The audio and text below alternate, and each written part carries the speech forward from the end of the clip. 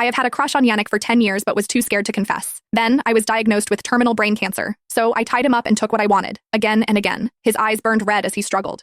Yulia, if you've got the guts, untie me. I thought that the second I let him go, he would strangle me in fury, but instead he flipped the script, dominating me with a raw, almost punishing intensity, not stopping for a second. Yulia, do I look like some weakling to you? So weak that you had to drug me? I have had a massive crush on Yannick Jordan for 10 years, from my awkward teenage years until my adulthood. He lived in the villa next door. I watched him go from a bright-eyed kid to a man dressed in a sharp suit with a deep voice and smoldering looks. I was hopelessly in love with him, but I never told him. What if I did and he rejected me? That would be game over. Then, 10 days ago, I passed out at work and woke up in a hospital. The doctor gave me a pitying look and said, "It's late-stage brain cancer. It's too late to treat." Just like that, my expiration date was stamped. I was not ready to die. I had not traveled the world yet. I hadn't even slept with Yannick yet. And then I was reminded of the kind of stories I had been binge reading lately. You know, the ones where the possessive, obsessive love interest refused to let the protagonist go. I was going to die anyway. A little recklessness would not kill me any faster, right? So I called Yannick and invited him over for dinner. He was the CEO of Jordan Group, which meant that he was super rich and insanely busy. But he still agreed to come. When he showed up, he looked like he had just stepped off the cover of a billionaire romance novel. He wore a long black coat and had tired eyes, his entire being exuding an effortless cool. That was when I realized he had been overseas when I called. He had been on the plane for an entire day before walking straight into my little scheme. Suddenly, I felt a twinge of guilt. Maybe I should just let him go. But before I could say a word, he strode over to the dining table, sat down, and started eating. I watched as he drank the clam chowder that I had,